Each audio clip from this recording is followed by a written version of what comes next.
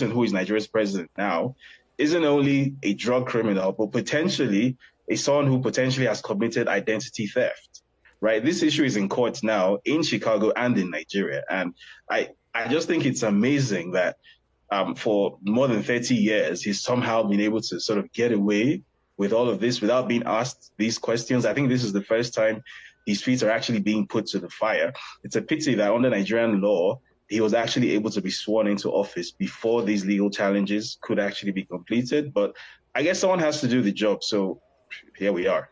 I was going to ask you, David, on that note where you ended, the fact that I think that it was just earlier this year, a Nigerian court ruled, I think it was an appeals court, ruled that, or rejected basically, petitions filed by opposition challenging the legitimacy of his presidency or his victory, including questioning his qualifications. So why, if what you are saying is the case, if, you know, these from decades ago, these things in fact happened as you're describing them, and I know that you've looked up and have the documents for them, why then did a Nigerian appeals court move forward and reject the petitions opposing it and move forward with the election, as you said?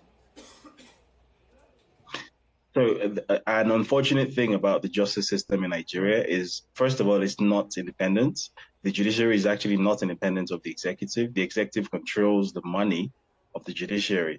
The second thing is there's a very bad habit of delivering this thing called justice by technicality. So in the case of his educational qualifications and his failure to declare an additional nationality, which was also another perjury on the electoral declaration, what the court basically said was, oh, well, the way this evidence was submitted didn't meet this process or that process, therefore we're not admitting it, we're striking it out. So basically, that decision wasn't made on the merits of the case, it was made off the back of a technicality. And even more farcically, in my opinion, the judgment that was made regarding the fact that he had, forfeited money for heroin trafficking, he had involvement in heroin trafficking. What the court said basically was, it was his bank accounts that were sued by the U.S. government, I guess, using the framework of a U.S. civil asset forfeiture technically is true. But obviously, you and I know that's a legal technicality, because obviously a bank account is not a standalone entity. There's an individual behind it. So what the Nigerian appeal court said was the bank accounts in the name of Bola Ahmed Tinubu committed the crimes and not the man, Bola Ahmed Tinubu. So basically, the president's bank accounts are guilty of drug trafficking, but not the man, not the president. The president. I personally think that's a ridiculous judgment, but here we are.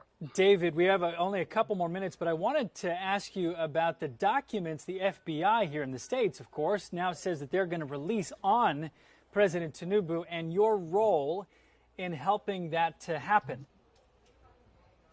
Yes. So shortly before the election, I'd actually tried to get hold of the documents in Tinubu's FBI file, because I know for a fact anyone who has ever been the subject of a U.S. federal investigation does, in fact, have an FBI file. Okay. And in response to the FOIA, the FBI said, because of privacy considerations, we're not going to give you this information. He's a private citizen.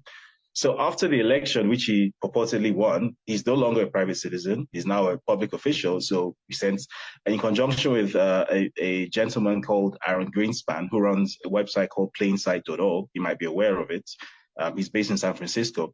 We sent off another set of FOIAs, this time to the FBI, the CIA, the State Department, the DEA, the IRS, and US attorneys. And they initially stonewalled. So we went to court, right? So myself and Aaron, in conjunction with a lawyer whom we were able to get to work pro bono. So in the initial submission from the respondents was that potentially this was going to drag on to like 2026. And then a couple of weeks ago, pretty much out of nowhere, I didn't see it coming. It was, I think, Friday, September 8th, I think it was. Then I got a message from Aaron, and there had been a new filing in court. And basically all 6 U.S. government agencies, that's the FBI, the CIA, the DEA, the IRS, the State Department, and the U.S. attorneys basically said, we're going to give you everything you're asking for. And even went into further detail. The FBI said they've identified 2,500 pages of relevant information on Bola Tinubu, which they're going to release at the rate of 500 pages a month, starting from October. To put that in perspective, Malcolm X had about 2,400 pages in his FBI file. So what on earth does the FBI have on someone who is apparently Nigeria's sitting president now that makes it up to 2,500 pages of material? I think everyone would love to know. So I'm pretty much waiting with like bated breath. I think everyone in Nigeria is at this point to see what on earth it is that the law enforcement agency in America has on our sitting president. So I guess we're about to find out. Put myself on mute. This may then be the beginning of much more to come. Maybe we'll talk to you later. We have to end because the show is ending here in just seconds. But I wanted to thank you for coming on. Of course, if we had a representative from the president's office, he would say that he was fairly elected, that he did graduate, and those things that we know that those of his supporters would say.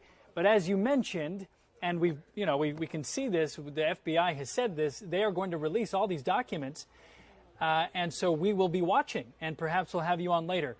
Thank you so much, David, for your time. Thank you for having me. Okay. All right, we'll leave you here with a live look outside Houston. It is 9:56. We're prepared.